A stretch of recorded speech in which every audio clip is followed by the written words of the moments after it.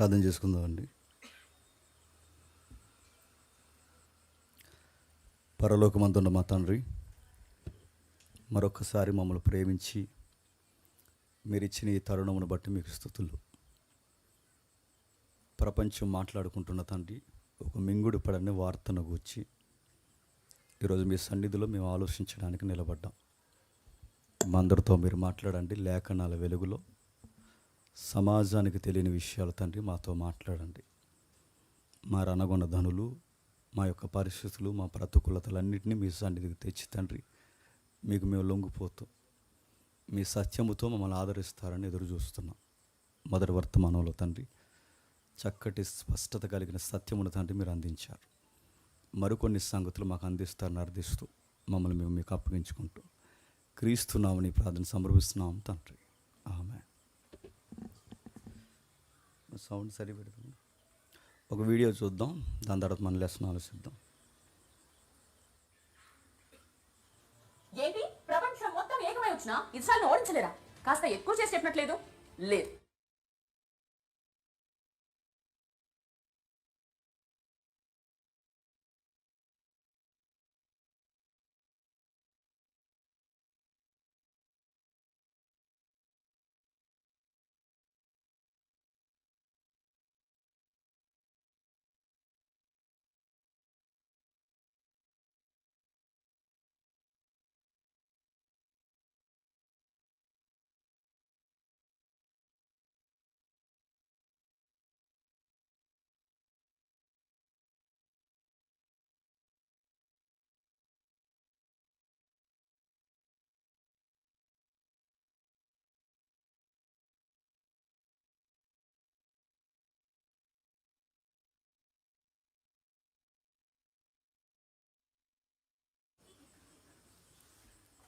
ప్రస్తుతం జరుగుతున్న ఒక కరెంట్ యూస్, దాని గురించి మనం ఆలోచిద్దాం.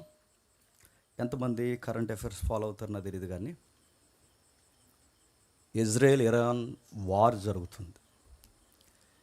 ఈ ఇజ్రాయెల్ ఇరాన్ వార్ గురించి రకరకాల మాట్లాడుకుంటున్నారు, రకరకాల విషయాలు డిస్కషన్ చేస్తున్నారు. అది ప్రింట్ మీడియా కానీ, సోషల్ మీడియా కానీ, మెయిన్ లైన్ ఛానల్స్ ఏవైతున్నావో వాటి కానీ, కొన్ని ఇంటర్నేషనల్ పేపర్స్ కానీ, మ్యాగజైన్స్ కానీ వారికి తోచిన పుంఖాల పేజీలు రాస్తున్నారు. అయితే వాళ్ళకి మనకి తేడా ఉంది.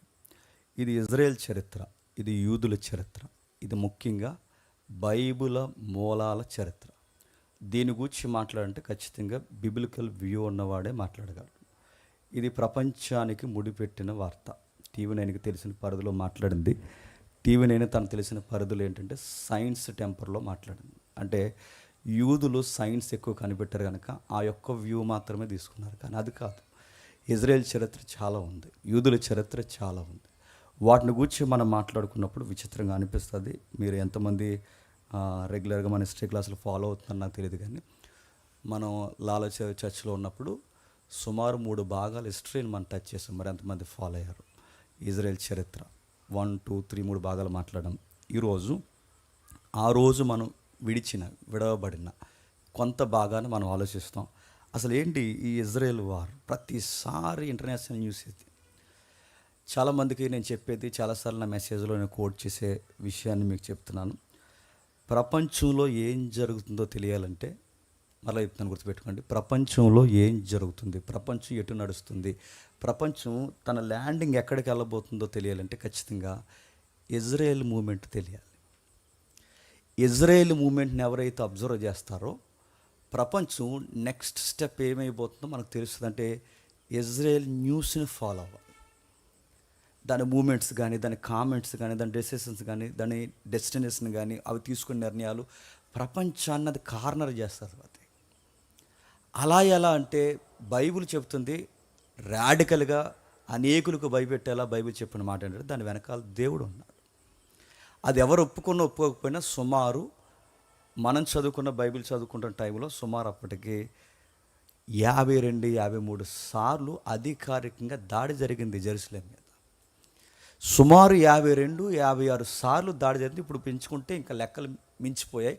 ఇన్నిసార్లు దాడి జరిగిన స్టిల్ ఇంకా సిటీ ఉందంటే దాని వెనకాల ఏదో శక్తి ఉంది. ఏం మాట్లాడుతున్నారు? దీని గురించి మీరు ఏం చెప్పాలనుకుంటున్నారంటే అసలు ఇజ్రాయెల్ వార్ అనేది ఇప్పుడు మన వరకు ఆమాస్ ఇజ్రాయెల్ వార్, పాలస్తీనా ఇజ్రాయెల్ వార్, గాజా వార్ మనం మాట్లాడుకుంటాం. ఇప్పుడు కొత్తగా ఇరాన్, తర్వాత అల్జీరియా, తర్వాత ఈజిప్ట్, ఇరాన్, దక్షిణ కొరియా, సౌత్ కొరియా, ఇలా రకరకాలు ఈ దేశాలన్నీ ఇన్వాల్వ్ అవుతున్నాయి. వీటి యొక్క మూమెంట్స్ ఏంటో మనకు తెలియాలంటే ఖచ్చితంగా నేను చెప్తున్నాను, ఈరోజు చెప్తున్నాను, కొంచెం జాగ్రత్తగా వినండి. ఒక ఇమేజ్ చేస్తాడు దేవుడు తమ్ముడు, చూడండి. ఈ ఇజ్రాయెల్ వార్ అనేది రీసెంట్గా స్టార్ట్ అయినప్పుడు, అంటే ఒక 1 year బ్యాక్ కానీ 2 years బ్యాక్ కానీ మనం చూసినప్పుడు ఈ జరిగిన వైనాన్ని మీరు గమనించండి. నాకేం కనబట్టలేదు, జాగ్రత్తగా చూడగలిగితే ఇజ్రాయెల్ వార్ అంటే ఆమాస్ దాడి మొట్టమొదటిసారి జరిగింది సుమారు 2023-24 మధ్యస్థం, నాకు సరిగ్గా గుర్తులేదు, మరి ఎంతమంది ఫాలో అయ్యారు. ఈ 2 ఏళ్ల లోపు ఇజ్రాయెల్ మీద లేదా ఇజ్రాయేల్ పౌరుల మీద, మహిళల మీద ఆమాస్ దాడులు చేసింది. ఈ గొడవలకి మొట్టమొదటి కారణం ఏంటంటే ఆమాసే కాల్దువింది. ఆమాస్ అంటే ఎవరంటే ఉగ్రవాద వ్యవస్థ, అదొక సంస్థ. వాళ్ళకంటూ ఒక ఫిలాసఫీ ఏడిసింది, వాళ్ళకంటూ వాళ్ళ గ్రంథంలో వాళ్ళు కోట్ చేసుకునే రెఫరెన్స్ ఉన్నాయి, రకరకాలు ఉన్నాయి. వాటిని గురించి మనం మాట్లాడుతున్నప్పుడు వాళ్ళ ఇంటెన్షన్ ఏంటని అడిగితే వాళ్ళు చెప్తారు, ఇజ్రాయెల్ అనేది మాకు బద్ధ శత్రువు, యూదులు అనేది మాకు బద్ధ శత్రువు. వాళ్ళకి ఎప్పుడో పురాతనమైన పితరుల దగ్గర నుంచి లింకుల్ డాక్యుమెంట్ మాదిరి గొడవలు ఉన్నాయి వాళ్ళకి. వాటి గొడవలు ఏంటి, వాటి తీరుతెన్నులు ఏంటంటే, ముందు ఈ గొడవ మనం తేలుద్దాం. ఒకరోజు సుమారు బాగా వినండి, గాజా తెలుసుగా, ఇజ్రాయెల్కి అవుట్ సైడ్ ఉంటుంది. ఈ గాజా దాటెడితే మనకు సిరియా డమస్కస్ మనకు టచ్ అవుద్ది. ఈ టచ్ అవుతున్న భాగంలో ఇటు ఇజ్రాయెల్కి కానీ ఇటు గాజాకి కానీ కొంచెం స్నోప్ ఏరియా ఎక్కువ ఉంటుంది, ఓపెన్ ఏరియా, స్నోప్ ఏరియా. ఎందుకంటే అది మెట్ట ప్రాంతాలు కదా, ఈ మెట్ట గుట్టల ప్రాంతాలు కొంచెం స్నోప్ ఏరియా సదునుగా ఉన్న ఏరియాలో వీళ్ళు ఏం చేశారంటే, విశాలమైన భూభాగంలో ఈ యువకులు కుదురుండ్రండి, యువకులే కాదు యువతులు కూడా, వీళ్ళందరూ కలిసి ఒక మ్యూజికల్ నైట్ పెట్టారు. ఆ musical night supernova musical night. అదే ఇప్పుడు ప్రపంచమంతా ఈ గొడవలు జరగడానికి మాట్లాడడానికి కారణం ఈ పనికిమాల పార్టీకే. మళ్ళీ చెప్తున్నా, వీళ్ళు పెట్టారు ఆ రోజు. ఎవరైతే ఇశ్రాయేల్ యువకులు అంటే వాళ్ళ యంగ్స్టర్స్ ఎవరైతే ఉన్నారో, గర్ల్స్ అండ్ బాయ్స్ ఎవరైతే ఉన్నారో వాళ్ళందరూ చూసారా, టీనేజ్ అమ్మాయిలు లేదా మిడిల్ ఏజ్ అమ్మాయిలు, అబ్బాయిలు, వీళ్ళందరూ చూడండి. ఇది అందరికి అర్థం కాకపోవచ్చేమో కానీ కాస్తంత ఈ కల్చర్ని చదివిన వాళ్ళకి అర్థమవుద్ది. దీన్ని ఏమంటారంటే హిప్ కల్చర్ అంటారు దాన్ని. ఆ టెంట్ హిప్ కల్చర్లోనే వేస్తారు. నేను ఈ మాట చెప్పకూడదు, ఎందుకంటే అప్పుడులో మన సినిమాలు చూసిన వైనంలో మన తెలుసు. ఒక డైరెక్టర్ ఉంటాడు, ఖచ్చితంగా వాడు ఐటమ్ సాంగులు టెంట్లో చూపిస్తాడు. మీరు చూడండి, ఇప్పుడు చూడకండి, జస్ట్ ఐడియా తెచ్చుకోండి. వాడు ఈ టెంట్లు వేస్తాడు, వాడు బికినీలు వేపిస్తాడు, ఆ బాయ్స్కి వాడు రకరకాల ఎక్స్పోజ్ చేపిస్తాడు. దీన్ని ఏమంటారు, ఇప్కల్స్ అంటారు. మన వాళ్ళకి తెంగరోళ్ళకి తెలియక ఏమనుకుంటారంటే ఇది ఐటమ్ సాంగ్ అనుకుంటారు. కాదు, ఆ డైరెక్టర్కి ఉన్న మోజది. ప్రపంచం వేగంగా నడిచిపోతున్న కల్చర్ అంటే ఇప్ కల్చర్. ఇది ఏం చేస్తారు అక్కడంటే, ఈ యువకులందరూ కలిసి డ్యాన్స్ చేస్తారు, పార్టీలు పెట్టుకుంటారు. కొంచెం దగ్గరగా ఉండే వర్డ్ ఏది ఉందంటే రేవ్ పార్టీ అంటారు దాన్ని. నైట్ ఫెస్టివల్ మాదిరి చేస్తారు. సరిగ్గా చేయగేది ఎప్పుడు చేశారు చెప్పిన, శనివారం నడబెట్టారు. ఇజ్రాయెల్లో శనివారం అంటే ఎంత ప్రాముఖ్యమైనదండి. ఇజ్రాయెల్లో మోజెస్ లా దగ్గర నుంచి అదే ఆ స్నోప్ ఏరియా, మైదానం ఏదైతే ఉందో అక్కడే పెట్టారు వాళ్ళు. ఇలాంటి ఏరియాలో వాళ్ళు శనివారం అంటే సాటర్డే నాడు అలాంటి ప్రోగ్రాం వాళ్ళు పెట్టారంటే వాళ్ళకి ఎన్ని గుండెలు, ఎంత భయం లేదు వాళ్ళకి. బిబిలికల్గా ఎంత రాడికల్గా వాళ్ళ యాటిట్యూడ్ మార్చుకున్నారో ఒకసారి మీరు గమనించండి. ఏం చేస్తారు అందులో కూర్చుని వాళ్ళు, ఏం చేస్తారంటే హిప్ కల్చర్ అంటే మనస్సుకు నచ్చిన కోరికని నెరవేర్చుకుంటారు. ఇంకేం చేస్తారు, నచ్చినంత తాగుతారు, నచ్చినంత తిరుగుతారు, గంజాయి కొడతారు, గుట్కా కొడతారు, మద్యంతో మత్తెక్కిపోతారు. రూల్స్ ఉండో, రెగ్యులేషన్స్ ఉండో, లా ఉండదు, ఏది పనిచేయదు. ఆ జోన్లోకి, ఆ బఫర్ జోన్లోకి ఇక ఎవరు రారు, ఎవరు అడగరు, ఎవరికి నచ్చిన వాళ్ళు తాను పోవచ్చు. ఇది కల్చర్. పైగా ఇది శనివారం పెట్టారు. ఈ శనివారంలో విశ్రాంతి దినం పాటించాల్సిన టైంలో ఇలాంటి కల్చర్ని ఇశ్రాయేల్ యువకులు అంటే దేవుని పిల్లలని చెప్పుకున్నవారు ఇలాంటి కల్చర్లో పాల్గొంటే దేవుడు చూస్తూ ఊరుకుని బ్లెస్సింగ్స్ ఇస్తాడా? తాట తీస్తాడు. ఎలా తీస్తాడు? ఆకాశని చెయ్యొచ్చి ఏట్రా ఈ పనులను అండో గుర్తుపెట్టుకో. ఏం చేస్తాడు? వాళ్ళని ఎలా కొడతాడు? ఏమిరా అని ఎదురుగా ప్రత్యక్షం ఆడు. ఆయన ఏం చేస్తాడంటే ఆయన ప్రత్యక్షం కాకుండా ఈ ఉగ్రవాదులకి ఆయన అవకాశం ఇచ్చాడు. ఇది ఒప్పుకోకపోయినా ఇది వాస్తవం. సుమారు 3500 మంది యువకుల మీద దాడికి దిగిపోయింది. ఇలా బెలూన్స్ మీద దిగిపోయారు. దాడి మీరు చూసారు లేదు? జోన్లోకి వచ్చేసారు. సుమారు 250 మందిని AK-47 తీసుకుని ఫటాఫట్ కాల్చి పడేశారు. తాగిన మత్తులో ఎక్కువ దూరం పరిగెట్టలేక అనేక మంది యువతులు దొరికేశారు. మోసే ధర్మశాస్త్రాన్ని మీరారు కనుక నేను అనుకుంటున్నాను ఆ రోజు దేవుడు వారిని అప్పగించేశాడు. ఆ రోజు స్టార్ట్ అయింది రగడ. ఇజ్రాయెల్ కన్నెర చేసింది, మా యువతని చంపుతారా, మా యువత మీదకి వస్తారా, మా యువతని వాళ్ళ పార్టీలు ఉండగా మీరు ఇంత దొంగ దెబ్బేస్తారని ఆ రోజు ఇజ్రాయెల్ కంకణం కట్టుకుంది. ఆ రోజు స్టార్ట్ అయిన రగడ సుమారు 3 సంవత్సరాలు అవుతుంది ఇప్పటికి. ఆ రోజు స్టార్ట్ అయిన రగడ ఇప్పటికన్నా ఆరిందా? రగులుతూనే ఉంది. ఎంత దూరం వెళ్తుందంటే కొన్ని వందల మంది చచ్చిపోతున్నారు, పిల్లలు చచ్చిపోతున్నారు, స్త్రీలు చనిపోతున్నారు. ఎందుకురా ఇంత చావుకి కారణం ఏంటంటే మళ్ళీ చెప్తున్నాను, హిప్ కల్చర్. దానికి మళ్ళీ నావో గారు పేరెట్టారు. నావో మ్యూజికల్ నైట్ అంటది. నావో గారు ఏమైపోతారండి? నావో గారు మ్యూజికల్ నైట్. నావో గారు ఏమైనా వాళ్ళే ఏడా డ్యాన్స్? ఇలాంటి పేర్లు భక్తుల పేరు మీద భక్తులని చెప్పుకుంటున్న ఇలాంటి వాళ్ళందరూ ఈ పేర్లు పెట్టుకుని ఈ కల్చర్ని ఫ్యాషన్ అనుకుని ముందుకెళ్తే దేవుడు తాట తీశాడు. వాళ్ళకి చూశాడు, అప్పగించిన తర్వాత వాళ్ళు దారుణంగా కొట్టారు. మోసే ధర్మశాస్త్రం విశ్రాంతి దినాన్ని మీరేశారు. వాళ్ళకి క్రీస్తు తిరగకపోయినా కనీసం ధర్మశాస్త్రమైనా పాటించాలి, అది కూడా వాళ్ళు చేయలేకపోయారు కనుక తన వాగ్దాన భూభాగంలో దేవుడు తట్టుకోలేక అప్పగిస్తే ఈ రోజుకి వారు జరుగుతూనే ఉంది. ఇంకా దీనికి కారణాలను అడుగుతున్నాను. ఓకే, వాళ్ళు కల్చర్లో ఉన్నారు, వాళ్ళు ఏదో చేస్తున్నారు, వాళ్ళు ఏదో పార్టీలు పెట్టుకున్నారు. ఆ పార్టీల టైంలో అంత ఇంటెన్షనల్గా వీళ్ళెందుకు దాడి చేశారంటే దీనికి మూలాలు ఉన్నాయి. దానికి మూలాలు ఏంటంటే డోమ్ ఆఫ్ ద రాక్ అంటారు దాన్ని. ఇంకా మాట్లాడుకుంటే అల్ అక్షా మసీద్. ఇంకా మనం మాట్లాడుకుంటే టెంపుల్ మౌంట్, అది ఏదైతే ఉందో సొలొమోన్ టెంపుల్ ఉంది చూసారా. వీటన్నిటికీ సంబంధాలు, గొడవలు ఉన్నాయి. మీకు అర్థమైనట్టు చూడండి, నేను చెప్తాను. ఆ పైన మీకు కనబడుతుంది చూసారా, చాలామంది ఏమనుకుంటారంటే గోల్డ్ బౌల్ మీకు కనబడుతుంది చూసారా. ఆ గోల్డ్ బౌల్ ఇలా దెబ్బనిచ్చినట్టు మీకు కనబడుతుంది. అది చూసినప్పుడు అందరూ ఏమనుకుంటారంటే ఇదే సొలొమోన్ టెంపుల్ అని దానం పెట్టేస్తారు. అది సొలొమోన్ టెంపుల్ కదా అయ్యా, అది మసీద్. అది డోమ్ ఆఫ్ ది రాక్ అంటారు. మిక్స్డ్గా వచ్చింది. రెండోది ఏంటో తెలుసా, ఆ పక్కన ఇంకోటి ఉందో చూడండి, ఆ పైన అల్-అక్షా మసీద్. అది ఏదైతే ఉందో అది మసీద్. దీనికి అన్నిటికీ పెద్ద స్టోరీ ఉంది. మీరు ఎంతమంది ఫాలో అయ్యారు? నేను 3 భాగాలు చెప్పాను. వీటన్నిటి మీద అసలు ఇదంతా మీరు చూడండి. అసలు ఈ ఏరియా సుమారు 46 ఎకరాల స్థలం. అది ఎంత? 46 ఎకరాల స్థలం. ఈ 46 ఎకరాల స్థలం దాన్ని ఏమంటారంటే ఇది కింగ్ సాల్మన్ కట్టించిన టెంపుల్ ఏరియా అన్నమాట. ఈ 46 ఎకరాల స్థలం ఎవరు కొంటారంటే దావీదు గారు ఉన్నారుగా, దావీదు గారు కొంటారు. దావీదు గారు ఎందుకు కొంటారంటే దావీదు గారికి ఒకరోజు ఫీలింగ్ వస్తుంది కదా, ఆయన మేడ మీద తిరుగుతుంటే ఇలా మేడ మీద తిరుగుతున్నప్పుడు కింద ఆయనకు దృశ్యం కనబడుతుంది. ఏం కనబడుతుంది? ఆ కింద మందస్సం ఉండిపోవడం, సామాన్యుడైన ఈయన ప్యాలెస్లో తిరగడం, దేవుని మందస్సం మాత్రం ఇలాంటి గుడారంలో ఉండడం తట్టుకోలేకపోతాడు. దేవా, పనికిమాలినోడిని, పనికిరానోడిని, పురుగు వంటి వాడిని, సాదాసీదా మనుషుడిని, గొర్రెలు వెనకాల చేతికర పట్టుకుని తిరిగే నా చేతుల్లో రాజదండం పెట్టి అరణ్యంలో తిరిగే నన్ను తీసుకొచ్చి అంతఃపురంలో కూర్చోబెట్టి నన్ను ఇంత ఈ గోల్డ్ ప్యాలెస్లో కూర్చోబెట్టో, నీ యొక్క సన్నిధి మాత్రం ఈ గుడారంలో ఉండడం నాకు ఏమాత్రం నచ్చదు. అందుకే నా నివాసం కన్నా నీ నివాసం అదిరిపోవాలని చెప్పి నీకు ఒక నివాస స్థలం కడతానన్నాడు. ఆ నివాస స్థలం కట్టడానికి 46 ఎకరాల స్థలం కొన్నాడు. ఆ 46 ఎకరాల స్థలమే ఏదది చూపించాను. అది ఆ 46 ఎకరాల స్థలం చూసారా, ఇలా ఒక వాల్ మీకు కనబడుతుంది చూసారా, 46 ఎకరాల స్థలం. ఇప్పుడు ప్రజెంట్ ఫోటో అది. ఆ 46 ఎకరాల స్థలం అది ఆ దావీదు గారు కొన్నారు. కొన్నాక దీని టెంపుల్ కట్టడానికి దావీదు గారికి దేవుడు పర్మిషన్ ఇవ్వలేదు. ఎందుకు? దావీదు గారు ప్రేయర్ రిక్వెస్ట్ పెట్టుకుంటారు, నేను కడతాను ప్రభు అంటే, నువ్వు కట్టడానికి వీల్లేదు, ఎందుకంటే నీ చేతులు రక్తము చేత తడిసిపోయాయి. మరి ఎవరు కడతారు? నీ కొడుకు వస్తాడులే. ఆ కొడుకు పేరు కూడా ముందు చెప్తున్నాను. ఆ కొడుకు పేరు ఏంటంటే సొలొమోన్. ఆ సొలొమోన్ దగ్గర కట్టిస్తాడు. ఆ సొలొమోన్ కట్టాడు.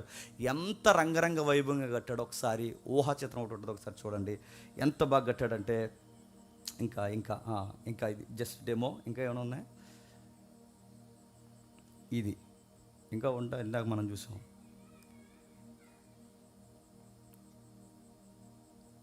ఇదొకటి. ఇంకా బిగ్ పిక్చర్ ఉంది. సుమారు 46 ఎకరాల స్థలంలో ఆ రోజులు ఆయన ఇంజనీరింగ్ మించిన కన్స్ట్రక్షన్. అది సుమారు 7 years కడతాడు ఆయన. చుట్టూ ఇంకా వాల్స్గా టెంపుల్ మెట్లుగా ఉంటుంది, అంత చూపించలేకపోతున్నారు. సరే ఏదో ఒకటి.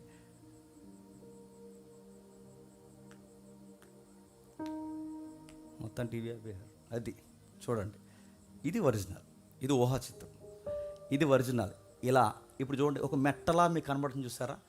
ఎప్పుడు గుర్తుపెట్టుకోండి, ఆ మెట్ట అనే పాయింట్ నేను ఎందుకు నొక్కుతున్నానంటే, దావీదు గారి 46 ఎకరాల స్థలాన్ని కొనడానికి ముందు ఇదే మెట్ట మీద పెద్ద ఆయన తన కొడుకుని చెప్పండి బలిచ్చాడు. ఆయన ఎవరు? అబ్రహాం గారు. ఈ ల్యాండ్ కన్నా సెంటిమెంట్స్ ఉన్నాయి. అంటే ఇదే పర్వతం మీద అబ్రహాం గారు ఇస్సాకుని బలిస్తే అదే పర్వత కనుమల్ని 46 ఎకరాల స్థలం దావీదు గారు కొంటే, అంతకుముందు యాకోబు గారికి కూడా కల వచ్చింది కూడా ఆ ఏరియాలో. ఇప్పుడు ఈ నిటికి సెంటిమెంట్ ఏరియా అది. ఆ సొలొమోను గారు కట్టింది. ఈ కట్టిన తర్వాత ఈ రాను ఏమైపోయిందంటే, ఈ 46 ఎకరాల స్థలం కొన్నాక రాను ఇజ్రాయెల్ దేశానికి చాలా మంచి పేరు వచ్చింది. ఎందుకంటే ఇజ్రాయెల్ దేశం కానీ యెరూషలేం కానీ మీరు గమనించండి, ఇటు ఆఫ్రికా కానీ ఇటు ఆసియాకి కానీ సెంటర్ ఏరియా ఉంటుంది. ఇది మీరు వరల్డ్ మ్యాప్ ఎప్పుడైనా గమనించండి, ప్రపంచ పటాన్ని మనం గమనిస్తే అటు ఇటు అంటే ఆ ఖండానికి ఈ ఖండానికి మధ్యస్థం కనుక, ఈ ఖండం అంటే ఈజిప్ట్ దాటుకుని ఇటు నుంచి వస్తున్న వాళ్ళు కానీ, ఇటు ఆసియాని దాటి ఈజిప్ట్లోకి వెళ్ళి ఆఫ్రికాకి వెళ్తున్న వాళ్ళు కానీ, ఆల్ట్ తీసుకోవడానికి సెంట్రల్ ఏరియా ఏదన్నా ఉందంటే యెరూషలేం. అందుకే ఈ టూరిజానికి బాగా పెట్టింది పేరు కనుక ఆ ఏరియాని పైకి కన్స్ట్రక్షన్ చూడడం, సొలొమోను గురించి మాట్లాడుకోవడం, ఈ సామెతలు పుంకాలు మాట్లాడుకుంటే విదేశీయుల యొక్క రాకపోకలు ఎక్కువైనప్పుడు దేశం యొక్క దళసరి ఆదాయం పెరిగింది. ఎప్పుడైతే దేశం యొక్క ఆదాయం పెరిగింది, విదేశీ రాకపోకలు పెరుగుతున్నాయి, ఇవన్నీ జరుగుతున్నప్పుడు ఆ ఏరియాకి మంచి పేరు వచ్చింది. సరిగ్గా పేరు వచ్చినప్పుడు వీళ్ళకి కన్నుబడింది. ఎవరు కన్నుబడిందంటే ఇరుగు పొరుగు వారు కన్నుబడింది. ఎలాగైనా దాన్ని ఆక్యుపై చేయాలనుకున్నారు. ఇశ్రాయేలుకి ఆ రోజు నుంచి ఈ రోజు వరకు ఉన్న బుద్ధి ఏంటంటే, కడుపు నిండితో ఒకలా మాట్లాడతారు, కడుపు నిండకపోతే ఒకలా మాట్లాడతారు. మన బాబులాలు ఎవరు? ఇశ్రాయేల్. అంతే జుట్టు, అందకపోతే కాళ్ళు. వాళ్ళు అలాగే బాగున్నంతసేపు దేవుడితో బాగున్నారనుకోండి, అన్ని కక్కముక్క డొక్క బాగా దొరుకుతున్నాయి అనుకోండి, ఇంకా దేవుడు పనుండేది వాళ్ళకి. మొత్తం వచ్చేసి ఇలాంటి ఇప్పుడు పెట్టుకునే ఫెస్టివల్స్ ఇవే. ఈ దరిద్రం అంతా ఆ రోజుల్లో పెట్టారు. ఏ రోజుల్లో ఆ కొరింథీ పత్రికలు అంటారు కదా, వాళ్ళు తినుటకు తాగుటకు కూర్చొని ఆడుటకు లేచారు. అదే నావో మ్యూజికల్ నైట్ ఆ రోజు పెట్టారు. ఇప్పుడు పెట్టింది కాదు, ఎప్పుడు పూర్వమేల పెద్దలు పెట్టారు. మోసే 40 రోజులు కొండ మీదకి వెళ్ళేసరికి కింద ఏం పెట్టారు చెప్పండి? Musical if culture. ఈ దరిద్రం కల్చర్ వాళ్ళకి మూలాల నుంచి ఉన్నాయి. ట్రెండింగ్ ఏమనుకుంటారంటే, అరే ఎంజాయ్ చేస్తే తప్పేటట్టు. ఎంజాయ్ చేస్తే తప్పు కదరా అయ్యా, నేను చెప్తున్నాను. దేవుడికి వ్యతిరేకమైన పనులవి, విలువలు మర్చిపోయి పనులవి. అలాంటి పనులు వాళ్ళ ముందు నుంచి చేస్తున్నారు. ఈ కల్చర్ పేరు క్షమించండి, ఈ ఎంజాయ్ పేరు మీద ఇలాంటి పనులు వీళ్ళు చేస్తున్నప్పుడు ఇశ్రాయేళ్ళు ఆకలి ఉన్నప్పుడు ఒకలా ప్రార్థన చేస్తారు, కడుపు నిండినప్పుడు ఒకలా ప్రార్థన చేస్తారు. వీళ్ళు కడుపు నిండిపోయినప్పుడు ఏం చేశారంటే దేవుడిని మర్చిపోయారు. ఎప్పుడైతే దేవుడిని మర్చిపోయారో చేసిన రుణాన్ని దేవుడు విడిపించి ఐగుప్తు నుంచి తీసుకొచ్చాడుగా, ఐగుప్తు నుంచి తీసుకొచ్చిన మొత్తం చరిత్రను ఎప్పుడైతే మర్చిపోయినప్పుడు దేవుడు అప్పుడప్పుడు వీళ్ళని తొకడా కొట్టడానికి వాళ్ళని పిలిచాడు. ఎవరైనా అడగకుండా ఓడి దగ్గర ఉంటుందా నాన్న వాళ్ళని పిలిచాడు. వాళ్ళని పిలిచినప్పుడు ఈ తిరవరం లేని బ్యాచ్ ఉంటారు, అదో రకం వాళ్ళు. నేను అప్పుడు 3 భాగాలు చెప్పినప్పుడు నాకు తెగ ఫోన్లు వచ్చినాయి, థ్రెట్ కాల్స్. నేను లేపేస్తాను అని. త్వరగా వచ్చి లేపండి, చాలా బాధలు ఉన్నాయని చెప్పాను. రాలేదు, వస్తారేమో చూశాను. ఎందుకు చెప్తాను ఆ వర్డ్ మీకు దగ్గర చెప్తున్నాను, ఎందుకంటే వీళ్ళకి ఆ మాటలు అంటే వాళ్ళకి నచ్చదు. వాళ్ళ హిస్టరీగా తీసుకోరు, వాళ్ళ చరిత్రను అంగీకరించరు. అది వాస్తవాలు ఎందుకంటే చరిత్ర మార్చేయడానికి కూడా వాళ్ళు ఏమాత్రం వెనకాడరు. సరే, ఏవైతుందో వీళ్ళు వెళ్ళిపోయిన తర్వాత వీళ్ళ భూభాగాల్లో బాగా పంటలు బండి, కడుపులు నిండి సరంబీలు వేసుకుని బాగా సుఖపడిన తర్వాత ఇశ్రాయేలు దేవుడిని మర్చిపోతే, దేవుడు ఎప్పుడు గుర్తుపెట్టుకోండి, దేవుడిని మర్చిపోతే దేవుడు మనల్ని మర్చిపోతాడా? తాట తెస్తాడు ముందుకు వచ్చి. అదే చేశాడు. ఏం చేశాడు? బాబిలోనియన్స్ లేపాడు, వాళ్ళకు ముందు అసూరియన్స్ని లేపాడు. అంతకుముందు ఎవరైతే ఉన్నారో ఈ బబులోను కానీ మాదీయ పారసీకులు కానీ వీళ్ళందరిని లేపి చెతకొట్టించాడు. ఎవరిని? ఇశ్రాయేల్ని. అప్పుడు ఈ టెంపుల్ బాగా ముస్తాబు చేసి ఉంచారు. ఎప్పటికీ? ఈ సొలొమోన్ గారి కాలానికి. మీకు తెలుసో లేదో ఒకసారి 2K లుక్ వేసి వస్తారా?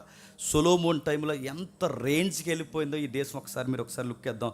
మొదటి రాజుల గ్రంథం 10వ అధ్యాయం, ఒకసారి చూడండి. మొదటి రాజుల గ్రంథం 10వ అధ్యాయం 14 వచ్చి ఉండండి. మొదటి రాజుల గ్రంథం 10వ అధ్యాయం 14 వచ్చి ఉండండి.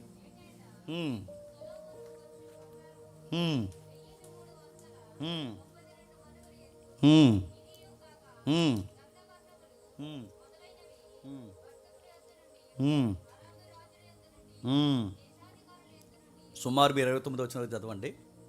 టన్నులు బంగారం వచ్చిందంట. రాణీలందరూ ఆయన భార్యలు. ఎవరి భార్యలు? సొలొమోను గారు.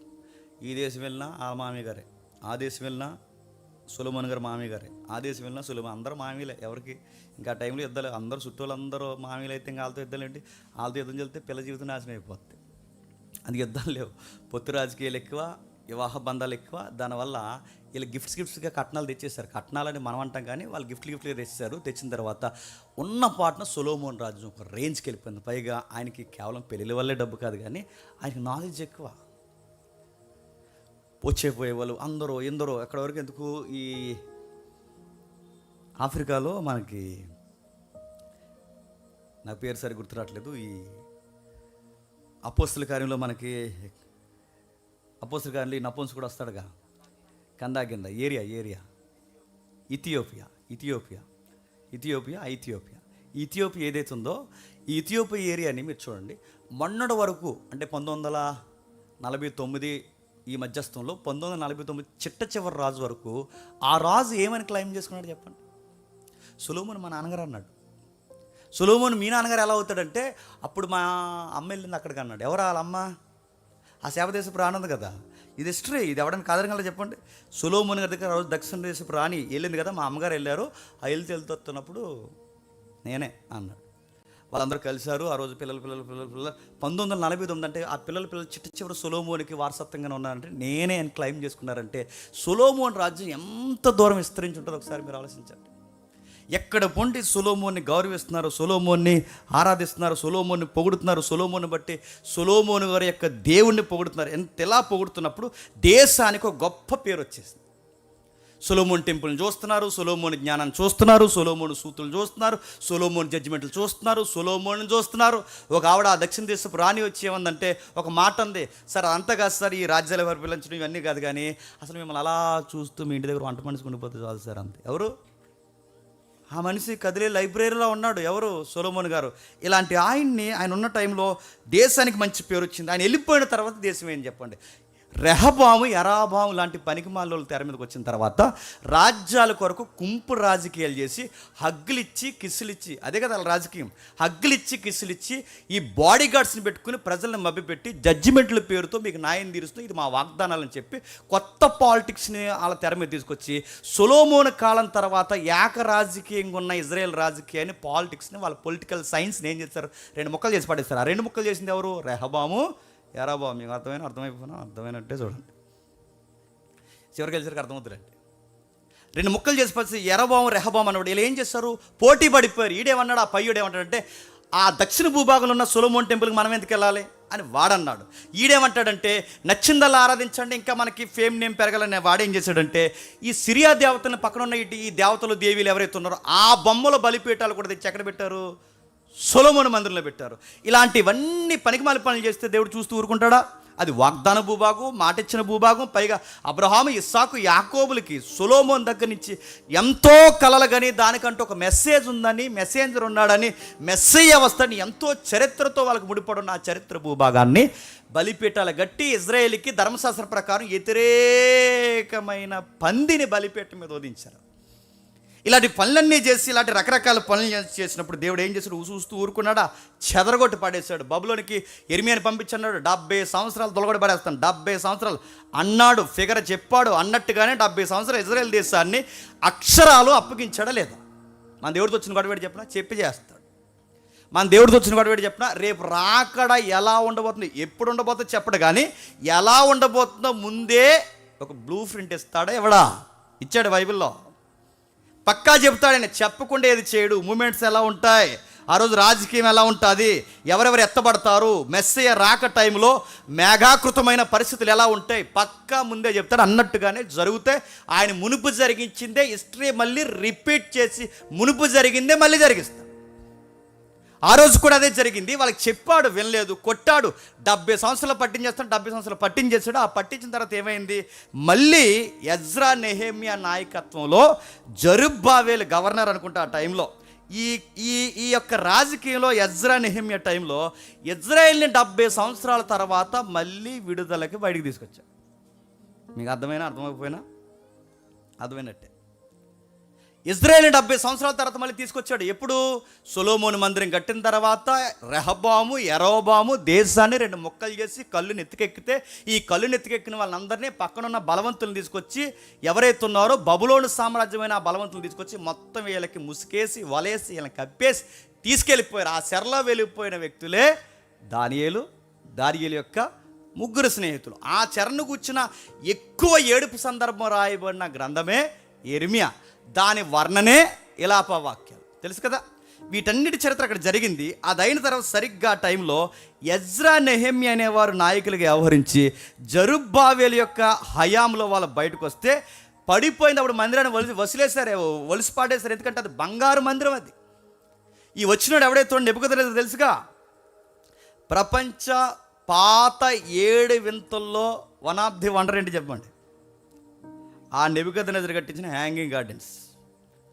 మనం మొక్కలు వేస్తే ఎలా మొలుస్తాయి, వాటి డిఫరెంట్. ఆ రోజుల్లోనే మొక్కను తిరగేసేసాడు. అందుకే దాని పేరు హ్యాంగింగ్ గార్డెన్స్ అంటారు. ఆ రోజుల్లో పక్షులు తెప్పించాడు, గార్డెన్స్ గాల్లో వేయించాడు. అందుకే ప్రపంచ వింతల్లో పాత వింతల్లోకి ఎంత ఏంటంటే నెబుకద్నెజరు అంత గొప్ప పరిపాలకుడు ఇజ్రాయేల్ యూదుల దేశాన్ని ఎత్తుకెళ్ళిపోయారు. ఎందుకు చెప్తున్నానండి? తిరిగి మనం ఇరాన్ దగ్గరకు వస్తాం, మర్చిపోకండి. ఎప్పుడైతే ఈ గొడవ జరిగిందో ఆ తర్వాత వాళ్ళని తీసుకెళ్ళి మందిరం మొత్తం ఒలిచేశాడు. మందిరంలో పాత్రలు పట్టుకెళ్ళిపోయాడు. గోడల్లో ఉన్న రాళ్ళు కూడా పడగొట్టేశారు. ఎందుకు రాళ్ళు పట్టుకెళ్ళాడు? గోడకి మధ్యలో ఈ పూత వేశారు కదా, బంగారు పూత. ఆ బంగారు పూతను కూడా ఒలిచేయడానికి మొత్తం పడగొట్టేశారు, నాశనం చేశారు. ఆ పడిపోయిన బోడుగోలను మళ్ళీ పునర్నిర్మాణం చేయడానికి, రీమోల్డింగ్ చేయడానికి నాయకులు కావాలి. ఆ నాయకులు ఎవరున్నారయ్యా మళ్ళీ ఆ గోడలు కట్టించడానికంటే ఆ బాధ్యత తీసుకున్నవారు ఎజ్రా, నెహెమ్యా. అందుకే మీరు ఎజ్రా గ్రంథం, నెహెమ్యా గ్రంథం చదివితే అందులో ఎక్కువ రిపీటెడ్ కనబడే హిస్టరీ అని చెప్పిన గోడలు కట్టే పనులు ఉంటారు. మీరు చూడండి, గోడలు కట్టడం, యుద్ధం చేయడం, గోడలు కట్టడం, యుద్ధం చేయడం. అయితే మనకి బిబిలికల్గా పుస్తకాలు ఒక లైన్లో ఆర్డర్లో లేవు, క్రోనాలజికల్ స్టైల్లో లేవు కనుక ఇవన్నీ చెదిరిపోవడం వల్ల మనం కన్ఫ్యూజ్ అయిపోయి చదవలేకపోతున్నాం. నిజానికి ఎప్పుడన్నీ 66 పుస్తకాలు అలా ఇప్పేసి లైన్గా మనకి పెట్టుకోవాలనిపిస్తుంది. నాకు ఎప్పుడో వచ్చింది ఐడియా, కానీ అలాగే చెప్పాలి వీళ్ళకి ఇంకెప్పలేదు. నిజంగానే ఆ పుస్తకాలు దేని వెనకాల ఏది ఉండాలి అని. సరే, ఏదేమైనా ఆ తర్వాత వాళ్ళు వచ్చి ఇద్దరు జరిగించారు, బాగానే ఉంది. మళ్ళీ ఏం చేశారు? ఇజ్రాయేల్ బుద్ధే ఏంటి చెప్పండి? కడుపు నిండితే ఒకలాగా, కడుపు నిండిపోతే ఒకలాగా, మనసు ఉంటే ఒకలాగా, మనసు లేకపోతే ఒకలాగా, దేవుడు బాగా మేలు చేస్తే ఒకలాగా, మేలు చేయకపోతే ఒకలాగా, మేలు పొందారు సుఖం ఒకలాగా, సుఖం మరిగిన తర్వాత దేవుడిని మర్చిపోయే బతుకు మరొకలాగా. ఇలాంటి పనులు చేసినప్పుడు దేవుడు మళ్ళీ ఏం చేసినట్టే మళ్ళీ చిత్తకొట్టించాడు. ఆ చిత్తకొట్టిస్తే వాళ్ళు మళ్ళీ కొట్టిస్తే తర్వాత సుమారు 400 సంవత్సరాలు వాళ్ళని అలా గాల్లోకి వదిలేశాడు. ఆ 400 సంవత్సరాలు ఎప్పుడైతే గాల్లోకి వదిలేశాడో సరిగ్గా అప్పుడు రోమా ప్రభుత్వం అనేది ఊపందుకుంది. తెలుసు కదా రోమా ప్రభుత్వం? తెలిసినా తెలియకపోయినా చెప్పండి, తెలిసినట్టే. బండ గుర్తుపెట్టుకోండి. బాబిలోనియన్స్, మెడోపెర్షియన్స్, గ్రీక్స్, 4వది రోమన్స్. ఇది గుడ్డు లెక్క, అలా గుడ్డుగా గుర్తుపెట్టుకోండి. ప్రపంచాన్ని పరిపాలించిన మహా సామ్రాజ్యాలు. ఇది ఎన్ని పూసలాంటి చరిత్ర. ఈ 4 తెలిస్తే ప్రపంచ చరిత్రను వాళ్ళ ఏళ్ళు మేము మాట్లాడవచ్చు. ఈ 4వ సామ్రాజ్యం వచ్చింది. ఆ 4వ సామ్రాజ్యం పేరు రోమా సామ్రాజ్యం. ఆ టైంలో ఈ ఏరియా ఏదైతే ఉందో, ఈ టెంపుల్ ఏరియా కానీ, యెరూషలేం ఏరియాని కానీ టేకప్ చేస్తున్న గవర్నర్ పేరు, అదే ఆ గవర్నరు మహాయేరోదు. అది యేసుప్రభు టైంలో పిల్లల్ని చంపేశాడు కదా, ఆడు. మీకు తెలిసినా తెలియకపోయినా చెప్పండి, తెలిసినట్టే. ఆ మహాయేరోదు ఎవడైతున్నాడో ఆడు తెర మీదకి వచ్చాడు. పాలిటిక్స్ ఉన్న వారికి అందరికీ పొలిటికల్ సైన్స్లో వాగ్దానాలు ఏంటి చెప్పిన, మతానికి సంబంధించిన వాగ్దానాలు ఎక్కువ ఇస్తారు. మీరు ఇప్పుడు గమనించండి. నిన్న జరిగిందిగా, మనం అంటే మన మీద ఏడ్చేస్తారు, కానీ అనకుండా మనం వాళ్ళని ఏడిసినా అంటాం. ఆయన ఏదో కట్టాడు, అక్కడ ప్రధానమంత్రికి ఏదో కట్టాడు, ఇన్ని కోట్లు ఎట్టని అన్నారు. ఇన్ని కోట్లు ఎట్టి కట్టాడని ఆయన అంటే ఆయన మీద పడిపోయారు. మరి నిన్ను ఎంత ఖర్చు పెట్టారయ్యా అంటే చెప్పండి, 300 కోట్లు ఖర్చు పెట్టారు. 300 కోట్లు దేనికి ఖర్చు పెట్టారంటే శ్వాస మీద ధ్యాసకి. 300 కోట్లు నడుతున్నాడు. 300 కోట్లు శ్వాస మీద ధ్యాస ఖర్చు పెట్టారంట.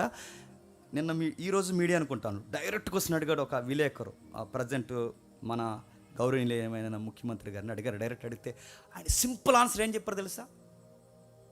గిన్నిస్ బుక్లోకి ఎక్కాలని 300 కోట్లు ఖర్చు పెట్టామన్నారు. అసలు ఆన్సర్ అది. నేను అడుగుతున్నాను, మతానికి పెద్దపీటలు ప్రభుత్వాలు ఎప్పుడు వేస్తాయి? వేసింది ఆ రోజు. రామా ప్రభుత్వం పెద్దపీట వేసింది. ఏ పీట వేసిందంటే ఇశ్రాయేల్కి హార్ట్ బీట్ లాంటి సెంటిమెంట్ వాళ్ళకి ఎమోషనల్ ల్యాండ్ ఏదన్నా ఉందంటే సొలొమోన్ టెంపుల్. ఆ సొలొమోన్ టెంపుల్ కొరకు చాలా కళ్ళగా అంటారు వాళ్ళు.